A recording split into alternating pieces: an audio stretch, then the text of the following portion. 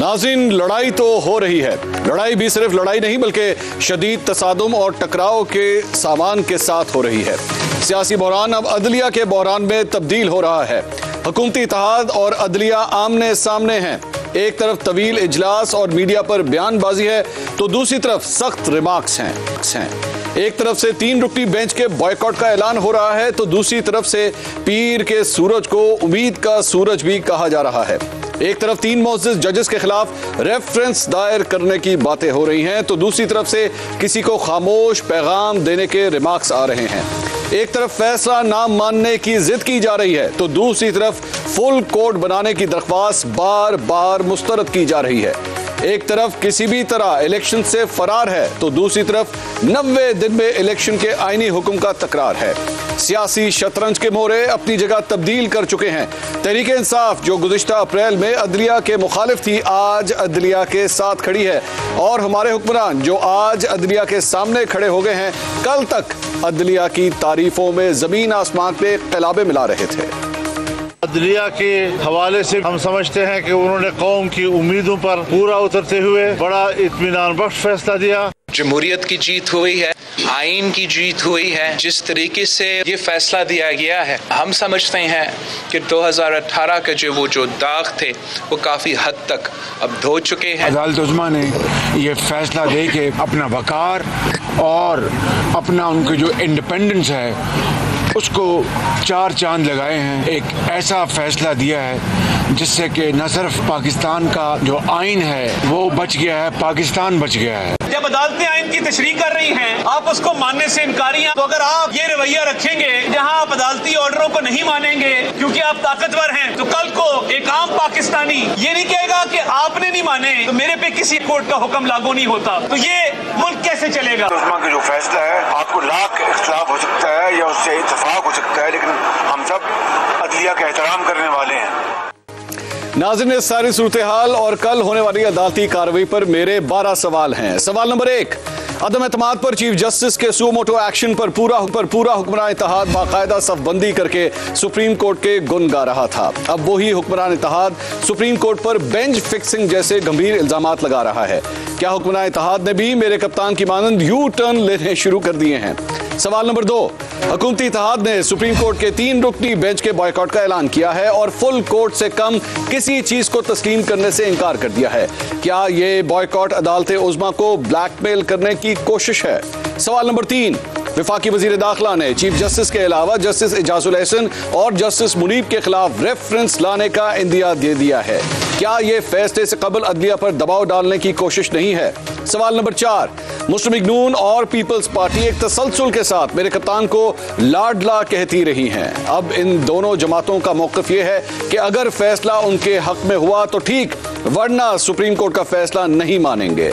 ऐसी बातों को मुस्लिम लीग नून और पीपल्स पार्टी का लाड कहें या किसी बच्चे की जिद? सवाल नंबर 5, क्या पाकिस्तान का आइन फैसला होने से पहले ही जजेस को बदनाम करने और फैसले ना मानने की धमकियों की इजाजत देता है या ये अमल तौहीन अदालत शुमार होगा? सवाल नंबर 6, मेरे कप्तान के शोला बयान तर्जुमान फवाद चौधरी ने दावा किया है कि अगर अदालती हुक्म पर अमल दरामद ना हुआ तो सुप्रीम कोर्ट पीर के रोज वजीर आजम को फारिग कर देगी। ये खबर है, तज्जिया है या बस एक मासूम सी ख्वाहिश?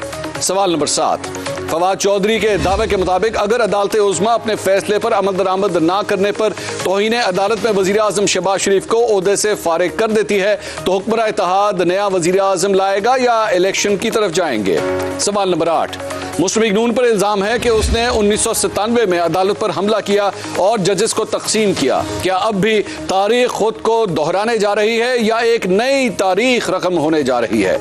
सवाल नंबर 9, मेरे कप्तान ने कहा है कि अगर 90 दिन में इलेक्शन ना हुए तो वो फिर सड़कों पर होंगे।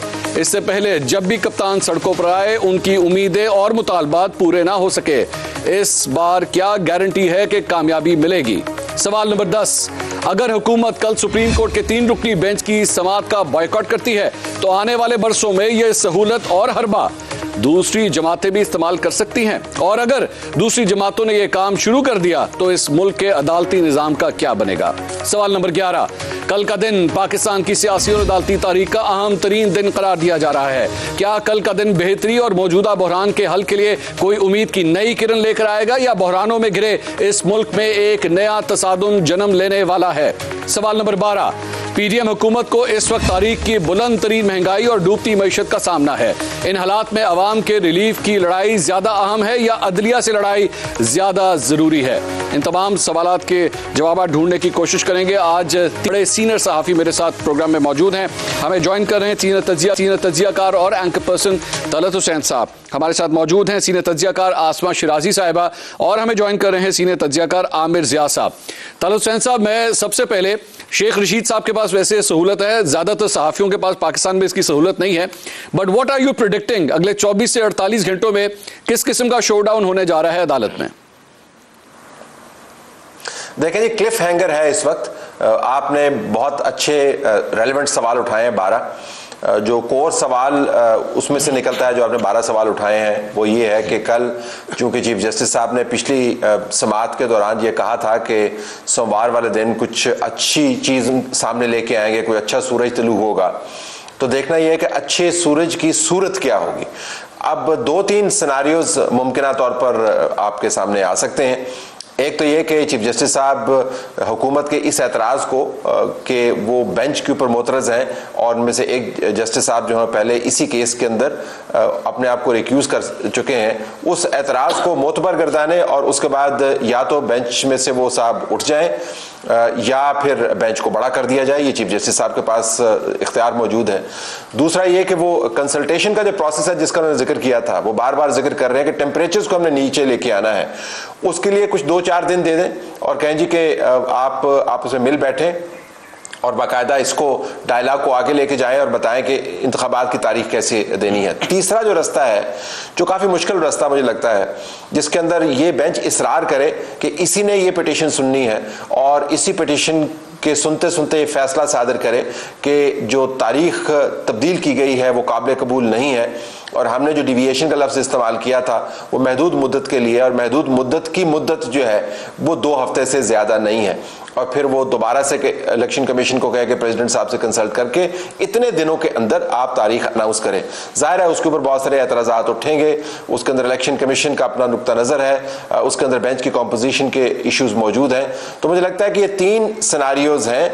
ये मैं वैसे आपको बता दूँ कि, और ये मालूमात मैं आपसे शेयर कर रहा हूँ कि पिछली मरतबा प्रेज और क्रिटिसिज्म जो था वो फैसलों के हवाले से किया जाता था। किसी को फैसला पसंद है तो वो उसकी तारीफ करता था, किसी को फैसला पसंद नहीं है तो उसकी तनकीद करता था। लेकिन इस मरतबा कोर्ट के अंदर से जो आवाज़ उठी है, जो मेजॉरिटी जज साहबान की हमारे सामने आई है, बेंचेस के बनने के हवाले से, अज खुद नोटिस लेने के हवाले से, बेंचों के तब्दील करने के हवाले से, वो बहुत गैर मामूली है। पिछले फैसलों में जिनकी तारीफ और तनकीद होती थी ये फैक्टर नहीं था। तो मेरे ख्याल में कोर्ट की जब हम बात करते हैं तो कोर्ट से मुराद 3 जजेस तो नहीं है, कोर्ट से मुराद तो फिर तमाम जजेस हैं, उनका सेंटिमेंट हमें फैक्टर इन करना होगा।